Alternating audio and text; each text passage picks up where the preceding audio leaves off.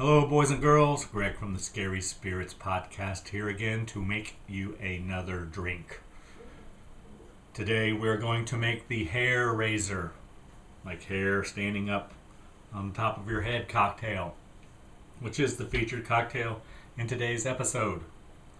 We're going to start with our highball glass with ice.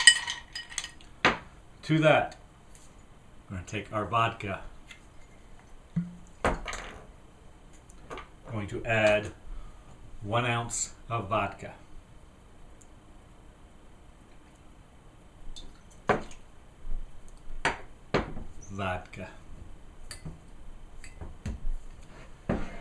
Next, sweet vermouth. Our first drink with sweet vermouth. We're going to add 1 ounce sweet vermouth.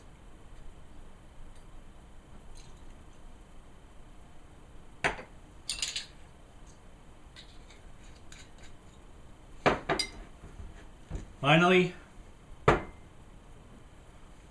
tonic water to top off the glass.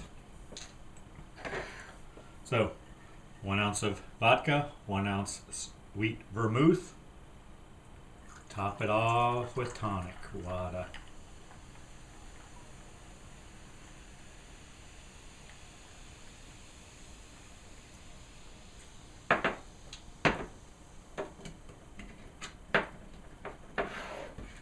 There we go. Doesn't say to stir, but I'm gonna.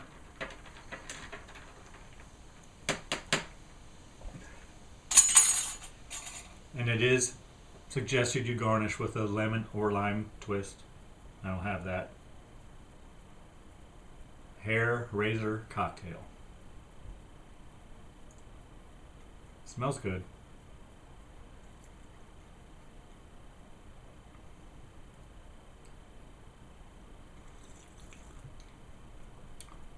Yeah, I dig it. There you go. Hope you enjoy the podcast. Thanks for watching. See ya. How many minutes on screen does it take to become a pop culture icon? Apparently about 5, if you are the Bride of Frankenstein. In this week's episode of the Scary Spirits podcast, number 43, The Bride of Frankenstein, Dr. Frankenstein reluctantly agrees to create his monster a friend, a mate. And we have to wait until the last 10 minutes of this film to actually meet her. But boy, oh boy, does she deliver. I mean, what a luminous reconstructed corpse. Frankenstein's monster is immediately smitten. His mate, not so much. She seems more taken with the good doctor himself. But she yields such mesmerizing power that one rejection hiss from her and Frankenstein's monster burns the whole damn place to the ground. She is an icon. You go, girl. Cheers. Welcome to the Scary Spirits podcast. Please be advised that the presenters may use adult language and/or discuss adult situations. This podcast is not intended for younger listeners or those that may be easily offended. So, if you're ready, let's go.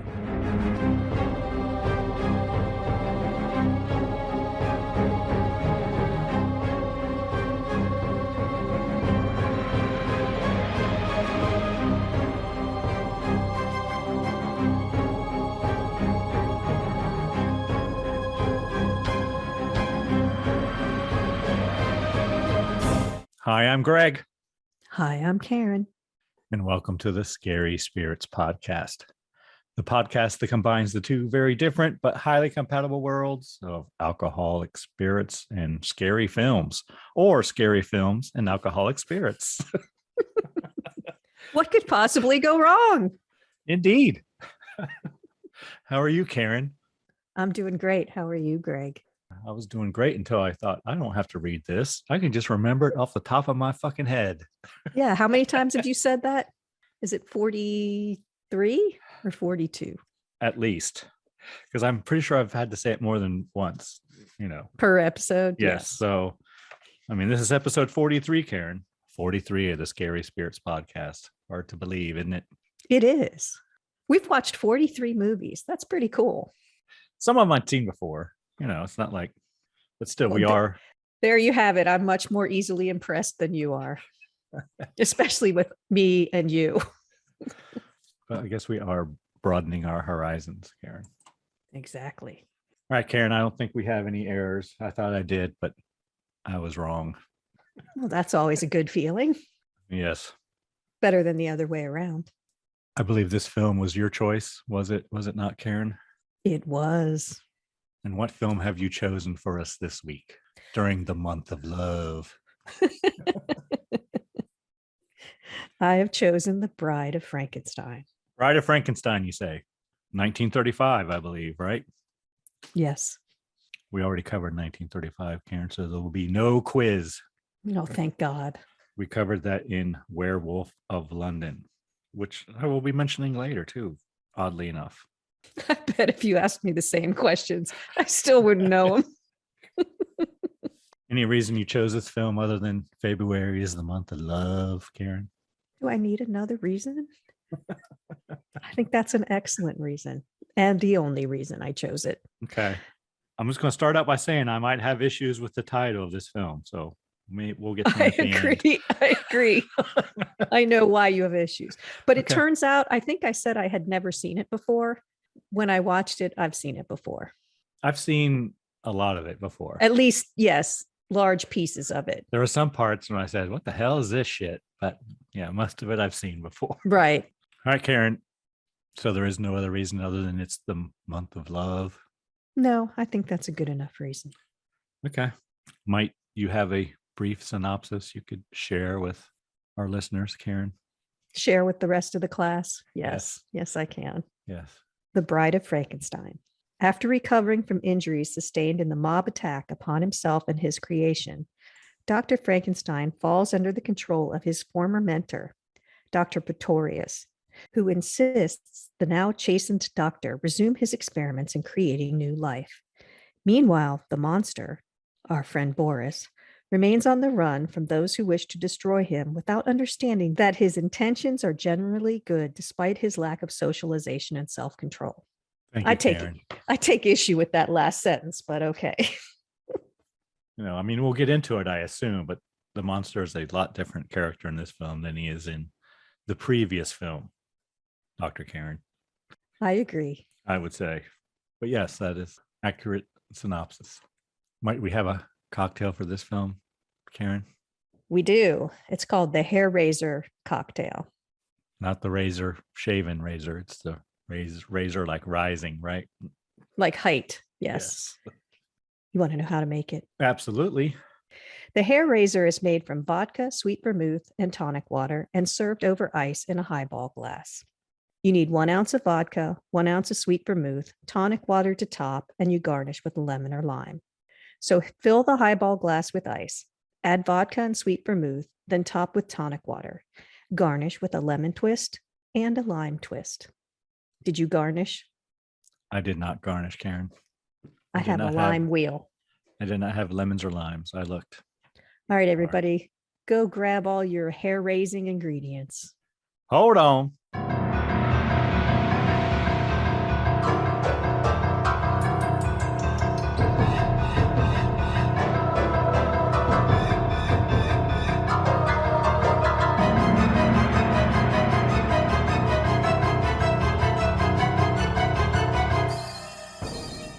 And we're back. Yes, we are. All right, Karen, are you ready to get into it? Let's go. All right. Bride of Frankenstein from 1935. First, we see credits. And I made a note here that Boris Karloff is credited as Karloff.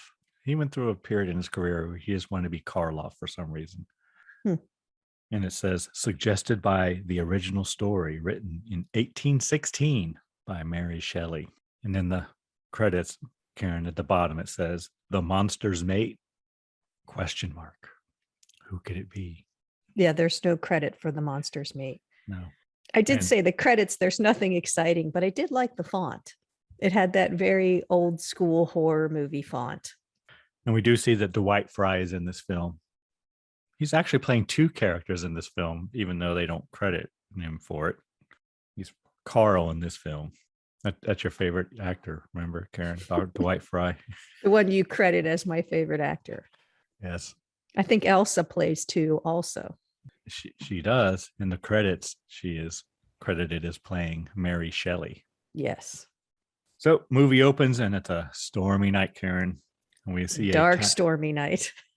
Yes. And we see what looks to me like a castle on a hill with smoke coming out of its chimney.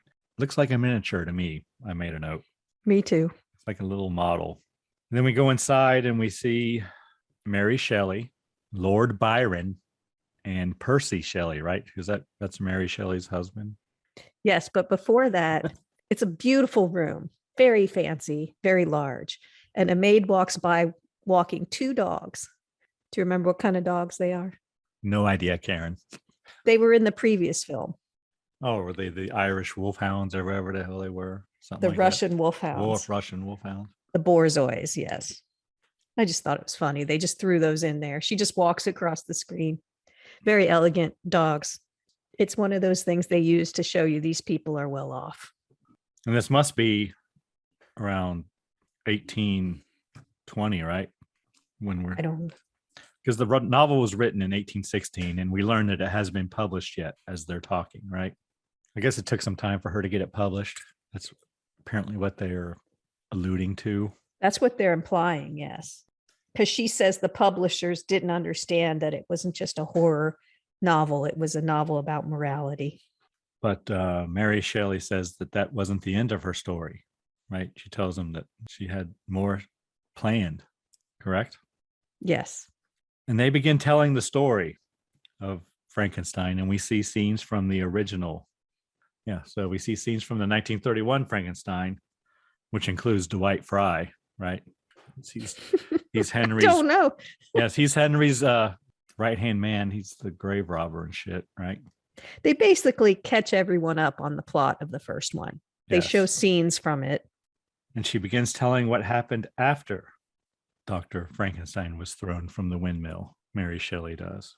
Yes, they show scenes from previous, stealing the bodies, the laboratory, that they made the monster out of human parts. They show him throwing the child into the water. And then they show Dr. Frankenstein thrown from the mill. And then she says, but that's not where the story ends. And luckily, she feels like telling it. So she's going to tell them. We cut right to the scene of the ending of the 1931 Frankenstein, where the angry mob with torches and pitchforks are burning down the windmill, Karen. And they're all cheering. Yes. Yay. But the Burgermeister, the Burgermeister, Karen, comes along and tells them there's nothing to see here. Go home and go to bed. Did you see the old-timey Karen? The woman who was so happy that the monster was roasted? There's a character that I think is supposed to be comic relief, but she's kind of a busybody older lady that works in the Frankenstein house. Yes, Minnie. Her name is Minnie. Minnie, M-I-N-N-I-E, yes. I just found her annoying, but yes. That's what I said. She's the old-timey Karen. Not meaning me, of course, but the meme kind of Karen. So I just don't like her. I just don't like her. That's all. No, it was just a weird character, to be honest.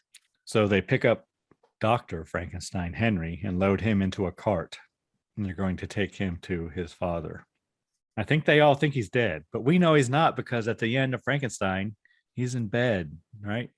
And they're bringing him wine and shit, right? That's why it was confusing to me, but yes. But they do think he's dead, and he's supposed to marry Miss Elizabeth.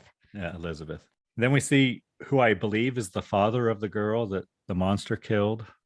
Yes, the parents of the drowned girl. I'm not sure it's the same actor or not, and he wants to go into the windmill to find the body of the monster because he wants to be sure he's dead. He wants to see it with his own eyes. He wants to see the blackened bones. Yes, and of course the basement of the mill has flooded, and he falls through the floor and into the water. And while he's in the water, Karen, we see the monster come out from behind a rock, and he is not dead. No, he's not. And he grabs the man and drowns him, holds him underwater until he is dead. Okay, fine. So this is the first person he kills. Yes. In this movie, which You could claim self-defense because this guy's pretty mad and maybe he would have killed him. Maybe. He has no other option but to drown this man. So he drowns him. He has options. I don't, that's what I mean. He's not so full of good intentions like my summary said. He just kills this guy, but it gets better. So then what happens? So next, the monster climbs up out of the pit, which is the basement of the windmill. And the man's wife, thinking that it is the man climbing up, puts her hand down into the hole to help him up. But she grabs the monster's hand. Helps him out. Helps him out. And what does he do, Karen? He throws her in the mill. Throws her right into the pit. So he throws her kills down her. there. Kills her. Which I wrote, rude. He didn't need to kill her. Right. 2 dead bodies already. Next, they bring Dr. Henry Frankenstein to his father's castle, I assume, because that's what they did at the end of the first movie. I'm not sure it's his father's castle because we never see his father in this one, right? The Baron or whatever. Who wants grandchildren? Yes. Grandsons. But yeah, I think it's his house. And Elizabeth, who played Lisa in Werewolf of London, Karen, this actress played the female lead in that. So it's not the same Elizabeth from the original Frankenstein film. Answers the door. And they think Henry's dead, right? That's the assumption. Karen, what did you think about Elizabeth's wedding gown in this scene, Karen? Anything? Was it her wedding gown? It was supposed to be their wedding day. Yeah, but I think this is just her nightgown. Is it? It's past the. It's really got a long I know, train and on it's it. very fancy. Well, I wrote she wears very fancy night clothes. I thought she was in. All the girls are in the same outfit, like bridesmaids or some shit. Pretty sure it was supposed to be their wedding day. Well, that makes more sense. But it was supposed to be a wedding day, but I thought it was her nightgown. I wrote she wears very fancy night clothes. And then Minnie, the housekeeper, tells them the monster is live, but nobody believes her. She did see the monster after he threw the. I was trying to ignore her. She did see it, but then everybody else feels. Everyone else feels the same way you do, and they ignored her when she said the monster was alive. And she's like, "Fine, whatever." And then when Henry moves, because I think he's dead, he moves his hand. Minnie screams because she's hysterical like that anytime anything happens. She overdoes it a little bit, yeah. Next, we see Henry talking to Elizabeth. He's in his bed, and they are nursing him back to health, Dr. Karen. Henry goes on about how he was able to create life, and perhaps he could have discovered how to make eternal life. He's still enchanted by his work. He is. He's still drawn a little bit to it, even after all of this. But Elizabeth says that's blasphemy. It's the devil's work. And the next thing I have is Elizabeth is seeing shadows coming for Henry. She gets hysterical and she's seeing apparitions, but immediately she stops when there's a knock at the door. So she's acting, there it is, it's coming. She kind of like passes out in his arms, and then there's a knock at the door. But she just stops. Okay. I didn't think she passed out. I think it was strange. So there is a knock at the door, and that is Dr. Pretorius. Correct. Dr. Septimus Pretorius. And he must see Henry tonight. Of course, Minnie goes, answers the door, and he says he must see Dr. or Baron Frankenstein. I don't know which one he calls him tonight. It is very important. A secret grave matter, Karen, he says. Oh, nice. Not just a regular grave matter, a secret grave Well, I just thought the grave part was a pun. A grave matter. I think it was meant to be. So Henry agrees to see the doctor. Apparently, Dr. Pretorius used to be a professor of philosophy at the university where Henry went to school. But the doctor wants to help Henry continue his experiments about life and death. Henry refuses. Okay, wait a minute. First of all, this house is amazing. I do love these old houses. You know I do. Or sets, but they're supposed to be houses. But Dr. Pretorius just walks right into their bedroom. I mean, they're in their night clothes. And he just walks in and starts talking. Minnie comes in first, but he's right behind her. Yeah. Yeah, he doesn't really give her a chance to to do anything. And then he does say he was a philosophy professor, but he does say, I was booted out for knowing too much, is what he says. Yes, he does. And then he says he must speak to Henry alone. And Elizabeth just leaves. Like, oh, I hope he doesn't upset him. And I'm thinking, listen at the door, lady. Like, what? I would have. This is your movie, lady. You're the Bride of Frankenstein, right? I know. Just for future reference, if you kick me out of a room, I'm listening at the door. So check. Okay, I'll remember that. Yeah, you should. I better write that shit down. First of all, I won't be leaving, even if you try to kick me out. But if you do somehow manage to make that happen, I'll be at the door with a cup. But the doctor tells Henry that the monster is loose and apparently committed murders. Well, Henry's done with the hell spawn, he said. Yeah, but doctor's trying to make him feel guilty or trying to blackmail him, really. You know, like, if you don't help me. And Dr. Pretorius, just to give you guys a heads up, he is creepy. Like, he's just not right. Right? I mean, you can tell that right off the bat. He's just a little off his rocker. Something's not right there. Yes, according to Wikipedia, Karen, he is an amoral egomaniac. Well, there you go. Do you think that's correct?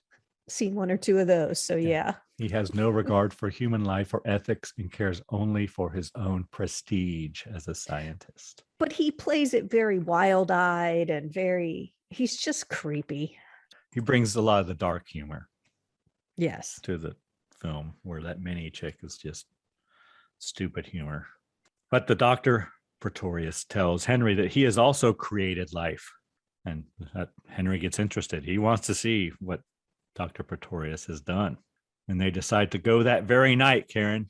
Right then and there. Right then and there. Let's go. I think it's supposed to be his wedding night. So they take a coach to the doctor's laboratory. And they go inside, and the doctor makes a toast with gin, Karen. Yeah, I feel bad. I should have had a gin drink.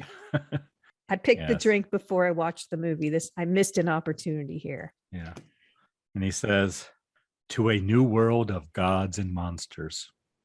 Clink. Creating life is enthralling to these guys. Yes. Then Dr. Pretorius brings in what I thought to be a small casket originally. I thought it was like a kid. I thought maybe he brought the kid to life that had drowned. Right. Or I didn't think that, but. Well, that's what I thought, to tie them all together, you know. But he opens the box and it holds some glass jars with tiny people in it.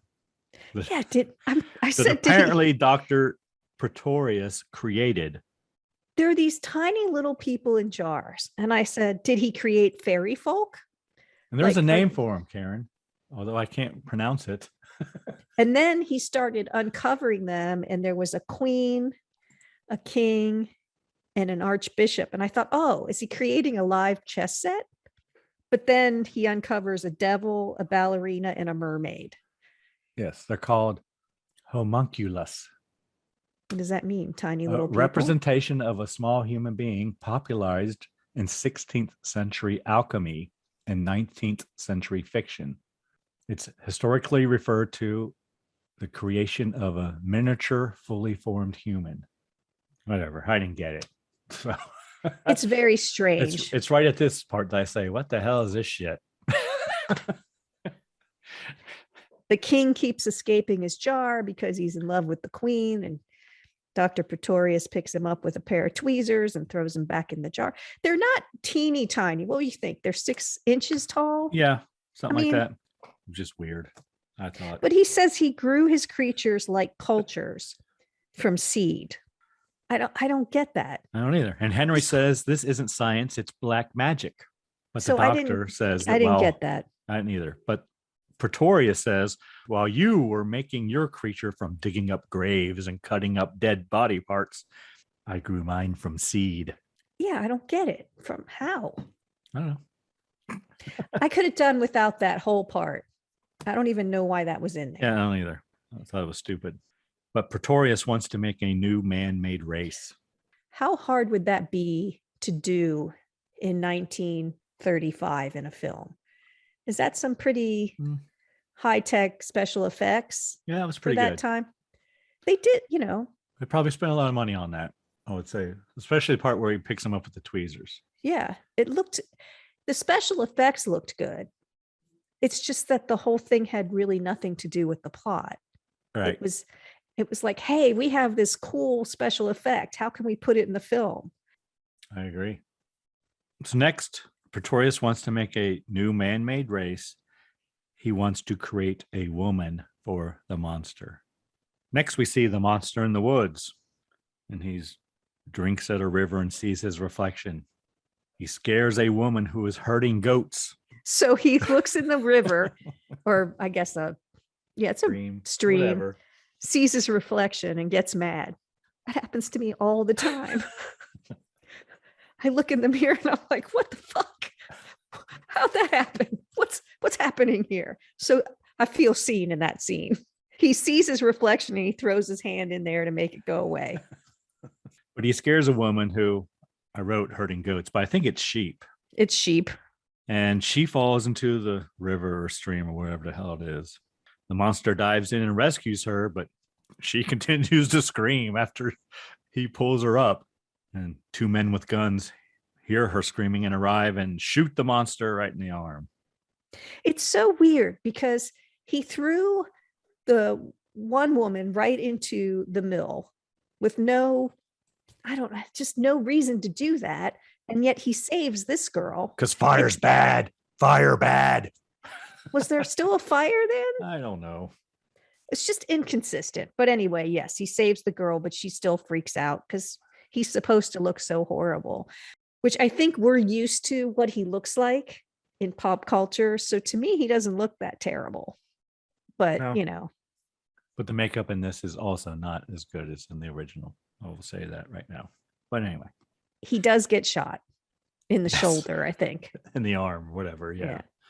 They chase after the monster, but one of the men, I guess, runs back into town to tell the Burgermeister about the monster and that he's loose and they found him. I'd never heard of a Burgermeister before that one little cartoon at Christmas. Well, and now almost every film we watch, there's a Burgermeister in it. We were. I know, but I'm not a kid anymore. We could barely speak when that film came out. We were so young. We watched it every year, but I'm saying it's just so funny to me that, we knew what it I think it may be older than us actually, but who knows? But now every film we're like, oh yeah, the Burgermeister. We totally get that. I think I explained what it was in the Vampire Bat. Okay. All right. But we've seen it a lot since then. So the townspeople all grab their pitchforks and run out into the woods. And they bring the dogs. Yeah, but Karen, I have a question for you. The townspeople's clothing. Does it look like $18.99 to you? Because apparently that's when this is supposed to take place. I didn't notice. Okay. It didn't look like $18.99 to me. It looked like 1940 or 35, whatever. Look at they were wearing clothes of the time it was filmed. The time. Not $18.99 when the thing was supposed to take place. I don't know. Because they're wearing like hats and the guys are all wearing whatever, fedoras. So anyway, they chase the monster into the woods. They chase him up on top of a rock. Yes. And while he's up there, he pushes a boulder over and kills a couple of the men. So what's that bring the death toll to now so far? Four, I think. Right, keeping count. But again, he's killing people, but they're chasing him. So, he's trying to protect himself. I guess. Then the angry townspeople mob the monster and tie him up to a pole. Then they lift the pole up and the pole just happens to be there. Where did the pole come from? It's like a telephone pole. It's huge because the monster is very large. They are in looks like a pine forest with lots of tall trees. Yes, but this has no branches on it. Well, neither did they as they were running. They truss him up like he's a pig on a spit. Is that what you call it? Where you would turn it? So that's what he's tied to. And they lift him up so he's upright. And they begin pelting him with rocks and garbage, Karen. Yes. I said, was that tomatoes? No, it must be rocks. But eventually they push him over and put him into the back of this carriage and bring him back into town. They get back into town and the police take him to what looks like a dungeon in the jail. I think they call it a dungeon. Yes, and they put him in chains, shackles and chains, Karen. It does take 6 men to carry him. They put him on a throne. They chain him to a chair in kind of a big room, but there's a chair in there and they chain him down. And then as soon as the men leave, he gets loose. That didn't take no time at all, Karen. He just pulled those chains right out of the fucking ground. Chains can't hold him. Breaking the chains, Karen. Breaking the chains. Is that what he's doing? Yes, he just rips them up. But the police shoot at him through the window in the door. But then the monster gets to the door and he tears it off his hinges and he escapes. Then we cut back to the outside of the town. And of course, the Burgermeister is telling everyone, oh, it's fine. No problem. He'll be no problem. We got this all under control. Yeah, and then he comes up and everyone goes running around crazy. Townspeople scatter. Townspeople all run away from the monster. And one lady is like yelling for her little girl, right? Frida. Frida. The next thing we see, like she runs up to like this bunch of like, are they Catholic schoolgirls, Karen? They look like First Communion girls. Okay. Like they just got their First Communion. But Frida, she's just laying dead. Yeah. Which, I don't know what happened to her. Again. Do you know what happened to her? No. Well, they're pretending that the monster killed her. Yeah, because the mother runs up and says, where's Frida? And they say she got separated or something. And then they look and, oh, she's right there, right next to you. Right there, dead in the grass. So why would he kill her? I don't know. Inconsistent. That's all I'm saying. And he injures a couple inside their home, one upstairs and one downstairs. Yeah, crazy. And next we see gypsies at their little camp, I think. Are they gypsies? Yeah, they're gypsies in the woods. And I think the wife says, I think maybe we should get out of here. There's a monster loose. Guy says, no, it's fine. He's locked up. But the monster comes in to get some food. It's all he wants is food.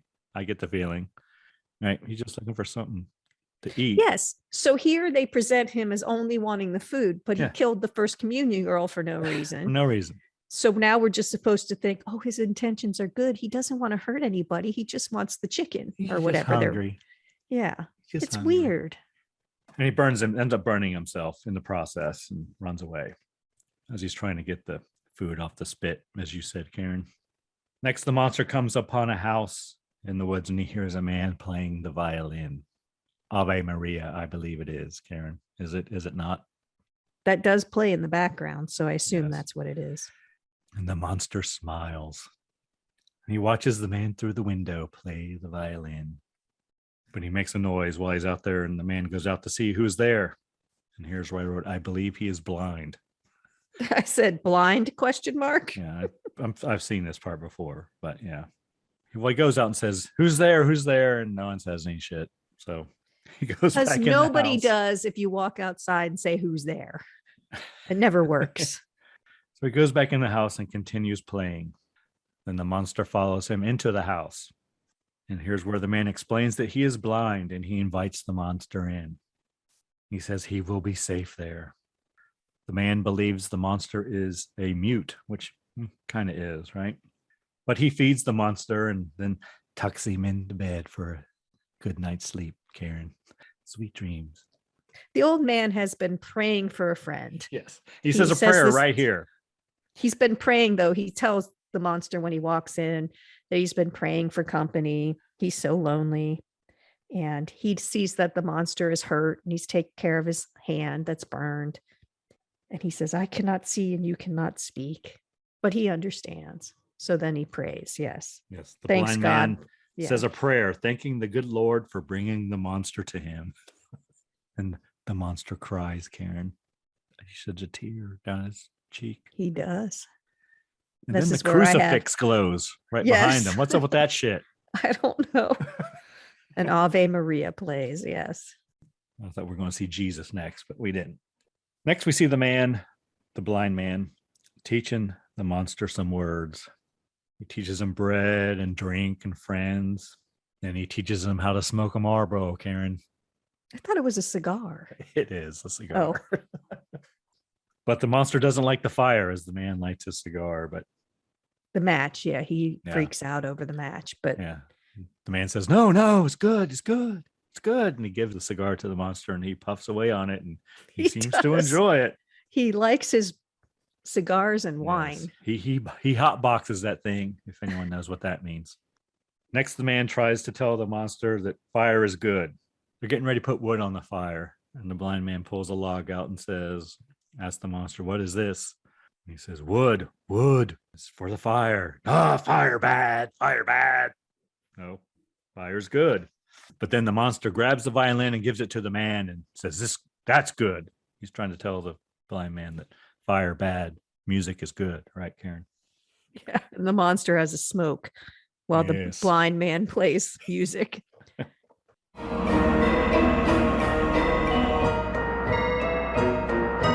You've just listened to half of this week's episode. Are you loving it? If so, can you do us a big favor and leave a review wherever you listen?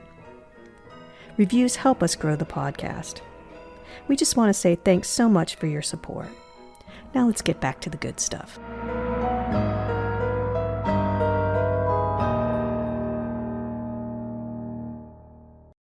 Next, two men come to the house looking for directions. I think they're lost in the forest. Oh, I thought they were looking for the monster. They came in originally looking for directions and they see the monster and they're like, oh, it's the monster. They might be out there looking for the monster, but they're lost.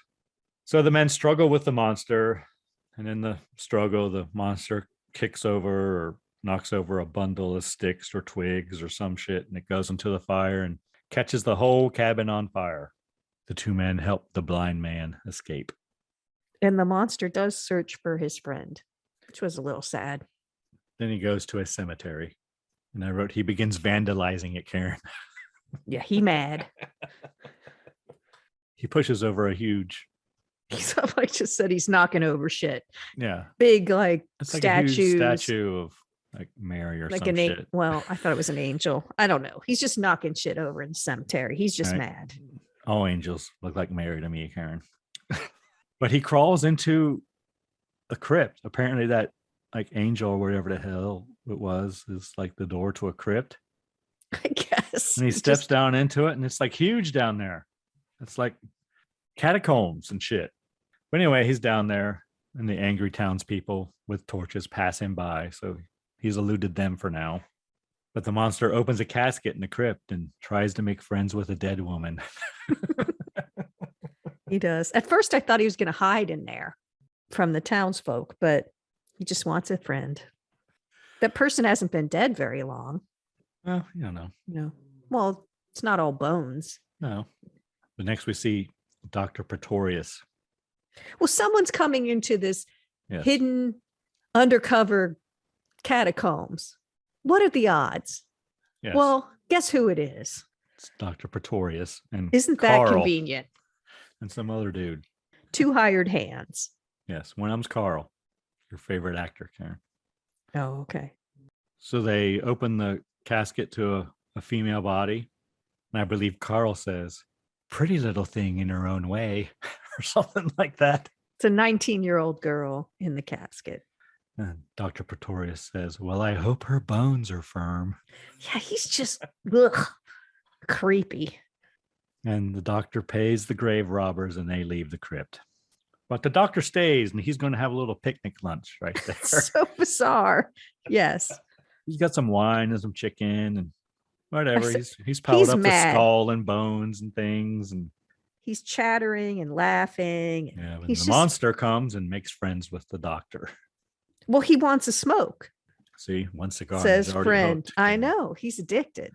The monster references the skull. I mean, he kind of like motions towards the skull and asks if he's going to make a man like him.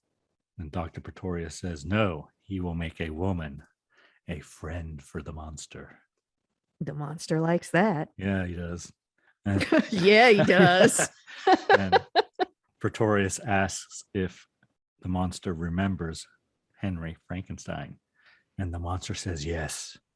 And then the monster says he liked being dead. Yeah. He says he hates living, Doesn't which like in living. his current state, you can understand. Next, Dr. Pretorius goes to see Henry and Elizabeth. Elizabeth tells the doctor that Henry is not going to help him and they're leaving. She says Snap, Pretorius is unwelcome. Yeah, she's got some balls there. She's taking charge. That's right. She's like, you're not welcome. Get out of here. Henry's We're not leaving. doing it. But Elizabeth leaves, and the doctor tells Henry that his part of the experiment is finished. Apparently, he's going to make a brain from scratch. Yeah, he's made the brain. And Henry says he will not help him. The doctor brings the monster in to convince Henry. The monster tells Henry he must do it. Then the monster leaves, but as he does, the doctor tells him, now. Yeah, he gives him a signal. Next, we see the monster watching Elizabeth through the window. She has all their bags packed and they're loading them into the carriage. The monster enters the room and grabs Elizabeth and takes her away. I guess Minnie sees this and she runs hysterically through the lovely castle, Karen. Yes, overacting the entire way, but yes. Screaming that the monster took Elizabeth. And the doctor, Pretorius, tells Henry that Elizabeth will be safely returned as long as he does what he is told. I thought they were going to cut Elizabeth up for parts at this point, but next we see the monster dropping Elizabeth in a cave. With a wired bat. Did you see the wire on the bat? Uh-uh. Oh, it was quick, but they've got Elizabeth. So Henry admits defeat. He's in. Henry goes to see the doctor and says he will help him as long as Elizabeth is safely returned. So we're in the doctor's laboratory and there's a heart in a jar that starts beating. Yeah, that's what I thought was Elizabeth. Was the heart. But it's beating in the jar. So it's time for your quiz. My quiz? This is, yeah, it's all about love and hearts. This is February. Lord. Okay. Go on. So since it's beating in there, how many times in one day do you think your heart beats? In one day? Mm-hmm. We're talking averages, people, and I didn't go really deep into this. So we're not going to talk athlete versus not or age or anything. What do you think? I'm just going to do. Don't look. I hear you clicking. I hear you clicking. I'm just doing a calculator. Mm-hmm. I don't know. It's a big number, Karen. Times 24. I don't know. It's a lot. I'll say, just off the top of my head, 5 million. Oh, your pulse is racing. Well, yeah. I know, because you're talking to me. I know it's hard, but your heart beats about 100,000 times in one day. 100,000. And about 35 million times a year. So during an average lifetime, again, averages, the human heart will beat more than 2.5 billion times. So if they have a young heart, it's going to have more beats left in it. So how much do you think a woman's heart weighs? Did you say in a day? How many times it beats in a day? Yeah. Yeah, that's right. I did some quick little math here. 144,000 with the numbers I went with. So about 100,000. Thanks for checking on me. Yes. Now, what did you say about women? The trust level is high. What about women? So if that heart that they have in that tank is a woman's heart, how much do you think it weighs? Oh, how much do I think it weighs? Mm-hmm. 3 pounds. A women's heart weighs about 8 ounces. And a men's weighs generally, again, averages here, 10. Really? Am I thinking of the brain or something? Something weighs 3 pounds. I know that shit. I thought the brain was 5 pounds, but I don't remember. Yeah, I must be thinking of the brain. Well, you already know this one because you were doing the math. What's a normal heart rate? I don't know that. I was just using a round number. I was using 100 just because it's easy. Okay. Well, 60 to 100 times per minute is average for adults. Yeah. All right. There you go. There are your heart facts for the month of love. Yeah, so I missed all 3. Now you know how it feels. Well, I'm not a doctor, Dr. Karen. I'm just a poor IT guy. All right. Then, so the heart's beating in the jar, and all of a sudden it stops beating. And Henry says he needs a new heart. Increase the saline solution. And they have which Carl, is just salt. Yes. And they have Carl go get a young female heart from the accident hospital, they say. Yes. A sudden death heart. Right. So next we see Carl. What's he do, Karen? He goes to look, and I'm doing the little things with my Air fingers. quotes. He's looking. He kills a girl. Yeah. First girl he sees in the street. Grabs her. Didn't take long. But back in the laboratory, the heart is beating in the jar. Looks to be doing pretty well. Henry falls asleep. The monster comes in and wakes his ass up. Yeah. Come on, work. That's right. Tells him, you got to get to work. Quit slacking. That's right. Henry tells Dr. Pretorius to take the monster away. So how does Dr. Pretorius tempt away the monster, Greg? With drink. And who do you think that might work on? I mean, know. if I was going to need to distract, I don't know, say you from something, what do you think my best method would be? I don't know, but I would, if you did that shit in front of me, I'd know you were putting something in it because he wasn't really hiding it. He like put the glass right in front of him and poured a little vial of something else into it. Said, here's your mixed drink. So now you don't trust me to make your mixed drinks? I don't know. Interesting. Your trust level is very low. We'll see. But anyway, Dr. Pretorius drugs the monster and he passes out quickly. Henry wants some assurance that Elizabeth is okay. Well, because he says she's dead. Elizabeth is dead. He thinks too, like I did, that that's Elizabeth's heart because they stole Elizabeth and all of a sudden they have this new fresh heart, right? And he won't go any further until he knows that's not her. Good point, Dr. Karen. Thank you. IT Greg. But Henry talks to Elizabeth on the telephone, Karen. Yeah, in the cave, there's a telephone. When was the telephone invented, Dr. Karen? I don't know. I think you've asked me that before. I know. But I can tell you for sure it wasn't in caves in 1935. That's right. So 1876 is when the patent was filed. And this is 1899. So I don't know. It's possible, I suppose.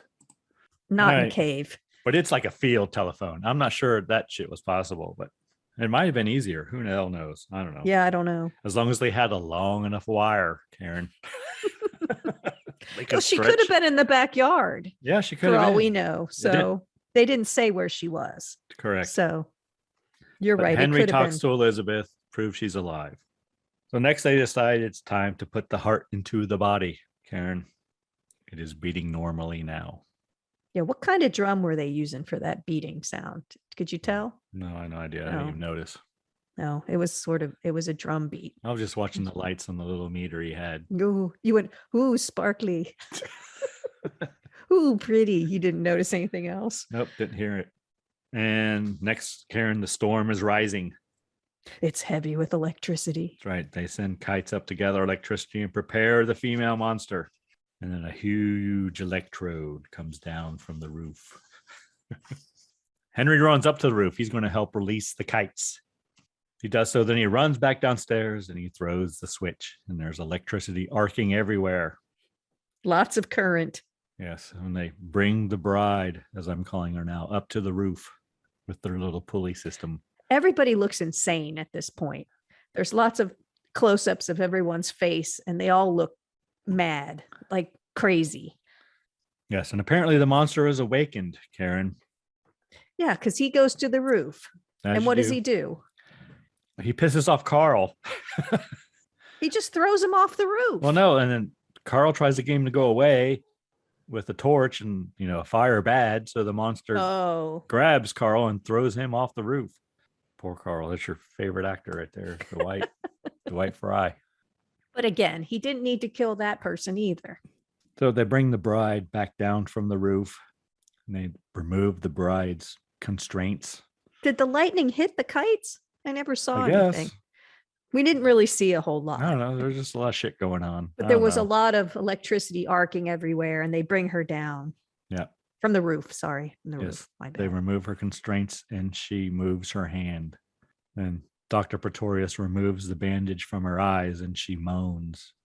Henry says, "She's alive! She's alive!" Yeah, that must be where that quote comes from. And they prop her up and she begins to act like she wants to walk. But then she stops and kind of passes out or something. Too much for her. Too much. Yeah, too much. Too much for one day. Slow down. Slow down. Next scene, they have her all dressed up and her hair is done, Karen. She's all fancy.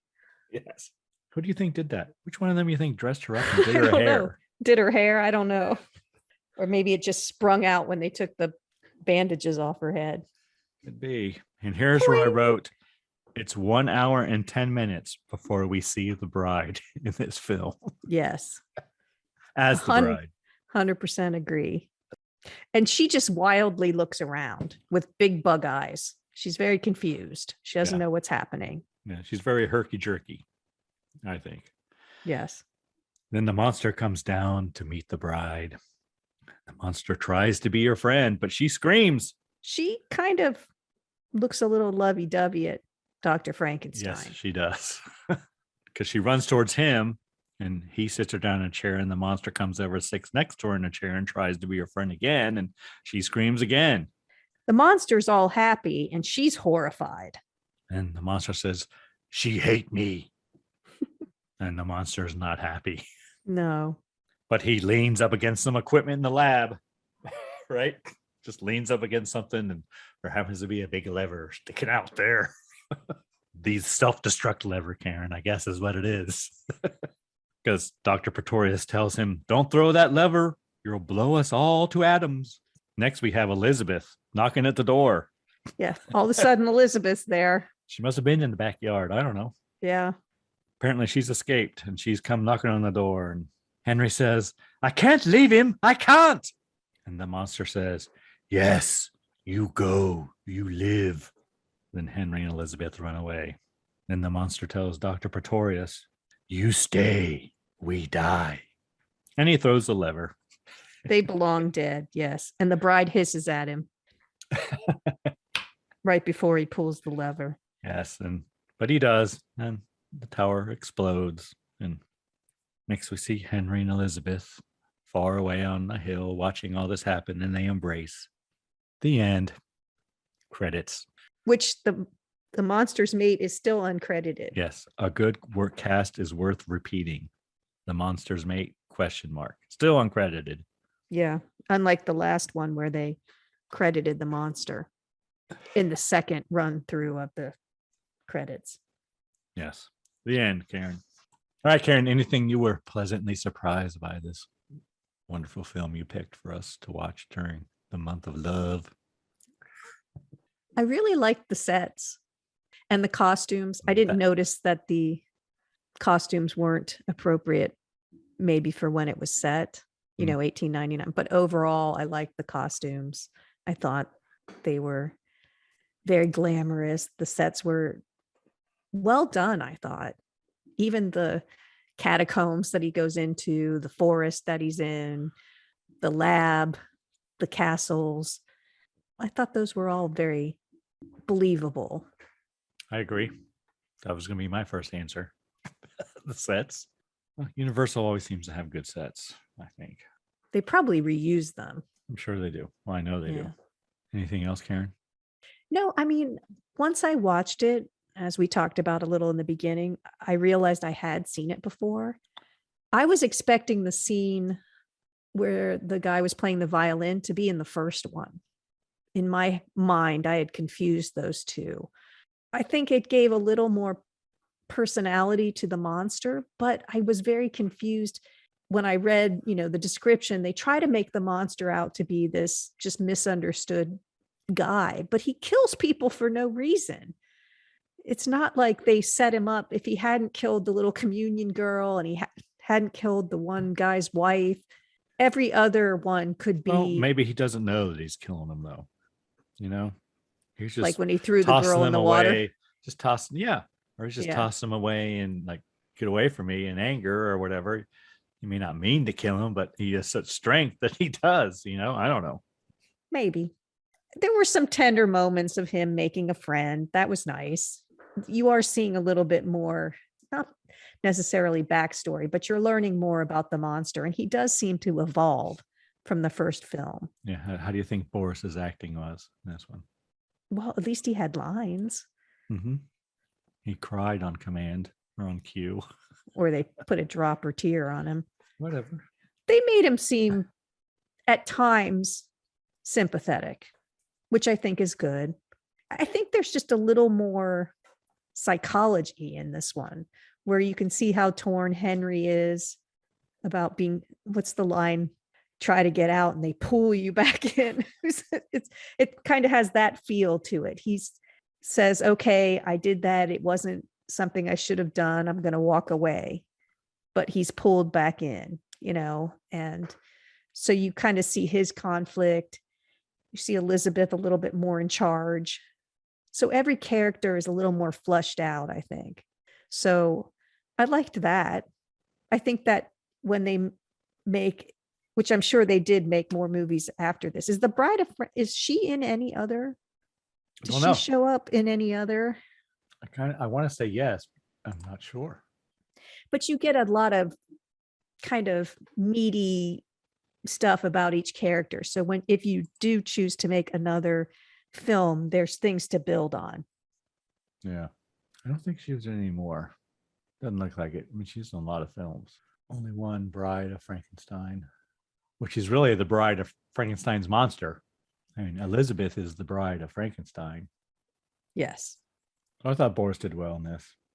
Gave him a chance to do something other than grunt. All right. Anything you were very disappointed in? Well, I think with the amount of screen time the bride actually had, she's not in it, really. What do you think? 10 minutes? Is she in it 10 minutes? Which I guess is truly amazing. Like 3 minutes. If she's not in any other films, and this is all she was in, she's a cultural icon. I mean, everyone knows who she is. Yeah, 3 minutes. And she basically stole the whole movie, kind of. Because what do you remember? You remember her hair, you remember her outfit, and you remember that she hated Frankenstein's monster. I suppose. When I watched it, I kept thinking, well, where is she? What's happening? What's taking so long? What about you? Were you disappointed in anything? I had a lot of problems with the plot in general. Those little fucking people. What's that? I didn't know what that shit was all about. Yeah. But the was second that just doctor, I didn't know it. He was unnecessary. I don't know. What, Pretorius? Yeah. Unnecessary. No, he dragged him back in. But he didn't have to. Didn't have to. It could have been Henry went back in on his own. But someone didn't have to drag him back in. But at the end of the last film, he was done. He said he wasn't going to do it anymore. They needed someone. This like happens like before the end of the last film in a way. Well, it overlaps. It does, yeah. I think they needed someone to bring him, to tempt him back in. Okay. But yeah, the little people was weird. I could have done without them and Pretorius altogether. So how would you make Dr. Frankenstein go back and make another monster? Would the monster just come and tap on his window and say, mate, yeah, friend, and he works would do for it? Me. Okay. It would make Henry even a more sympathetic character. He's doing this to right a wrong, kind of, for non-personal reason, not for his own glory, but for his monster. Yeah. Yep. Anything else, Karen, disappointed in? It was weirder than I remember it. I'm disappointed in the title. Yeah, well, you're being technical. I thought she looked amazing. I thought she looked beautiful, but still like a monster. Elsa? Oh, okay. Yeah. You didn't think Elizabeth was beautiful? No, I did, but like I said, not everybody remembers Elizabeth, but everybody remembers the bride. Yeah, I agree, but she was on screen for 3 minutes. I know. Impressive. Elsa was on screen longer than that. She was in the beginning. No, but I'm talking about. I didn't really care for her makeup in general, even in the beginning. Okay. I really like it. And the monster's makeup wasn't as good. You could see seams and shit sometimes. So it wasn't the same makeup artist? I think it was, but they half-assed it. Yeah. Well, they thought they had the process down probably where they could do it quicker, and they were probably, a slimmer budget. Let's make a sequel, but you only have this much money. A lot of people think it's one of the best sequels ever made, and I didn't get it. I didn't either. I mean, it wasn't terrible. Karen, the best sequel ever made is The Empire Strikes Back. I think we can all agree on that. Well, that wasn't around in 1935, but We're talking ever made. So I know, I get it. I'm just saying that a lot of people, this is high on the list. it's better than the first of Star Wars. So It's true. I think there's a couple of those where the sequel's all actually better, but Not many. this definitely isn't better than the original Frankenstein. I didn't think so, but it got really good reviews and write-ups. And so that's one of the reasons I picked it. Okay, yeah, it's all right. What kind of cocktail rating are we going to give it, Karen? What did we give Frankenstein? Well, I'm not sure I want to give this the same thing as going to give Frankenstein. You think this is as good as Frankenstein? No, that's why I want to know. Okay, it's fair. Did we give it a 2 or a 3? Hold on, we have so many episodes to scroll I through. know, it's so exciting. Okay. Frankenstein was episode 31, and we gave it a 2. All right, so this one gets a 3 then. You want to give it a 4? I mean, No, the 4s are pretty bad. Originally, I was thinking 4 or 3, but yeah, I don't know. If we gave Frankenstein a 2, I guess this can be a 3. Like, it's supposed to be a classic and all. I know all that bullshit, but I thought it was kind of stupid. It definitely could have been better. Made lots of money. Variety didn't really- like it. Didn't really float my boat. Yeah, I didn't even catch that. The whole Christian sacraments of bread and wine. Yeah, I was going to mention that, but I didn't. You blew through it after. Lots of that stuff going on, apparently. Yeah, because he's got the bread and the wine, which are sacraments in mass, and then there's the first communion girls and the cross glows, like you said, and he prayed to God for a friend. And so I think it all is trying to really push the don't play God. Yep. Yeah, I agree. All right, so what are we giving it? 3. Karen, what do you think of your hair razor cocktail? The hair razor, I think it's good. It's basically a vodka tonic. I mean, with a little vermouth. Yeah, but I don't. Gives it that darker color. Almost like Yeah. a whiskey. I like it. Tastes good. It's got a little sweetness to it. Sweet vermouth. I like it. I Good see call. that. All right. Anything we learned today? Learned a lot about hearts. Did we? Oh yeah, hearts. Did we? There's a lot of religious symbolism in this movie. We didn't really talk about a lot of it, No. but definitely it's there. It's underlying in a lot of scenes. I don't remember that from the first one. I don't think there's as much. I mean, this one, it felt like they were hitting you over the head with it, though. You know what I mean? Right. Yes, I agree. And this is a You could different easily- director and everything than the first You could one. easily write a paper on the religious symbolism in this one. It wouldn't be hard to do at all. No. Because even the Ave Maria he was playing, and like definitely religious undertones in this one. Yep. Yeah, we I don't didn't think learn a there's- whole lot. No. Well, what's the name of the little people? Homunculus? What was that? Yeah, something like that. I'd never heard that term before. I didn't either. We learned about the Burgermeister again. He's the man in control. Burgermeister, Meisterburger. Mr. Burger. Even with all the religious stuff, it's very interesting that the monster took to cigars and wine very easily. He was all in on that. He was. As I said, he hotboxed that cigar. All right, Karen, next film. That's your choice. Oh, it's my choice. So, Karen, I have fallen into your February is the month of love. Really? Yes, and I have chosen a film called The Black Cat from 1934. Because we have newlyweds in it and we have someone wanting to make the devil's bride. So it fits right in with the month of love. Wow. Starring Bela Lugosi and Boris Karloff, Karen. So that'll be 3 in a row. You're pushing Boris hard, And I do have a drink, Karen. which is, It's called the Black Cat Cocktail. well, there you go. See what I did there? Wait, it's hard for me to follow that one. Can you draw me the lines? The movie is called The Black Cat. Okay.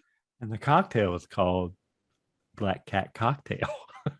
Just not seeing it, but I'll trust you on it.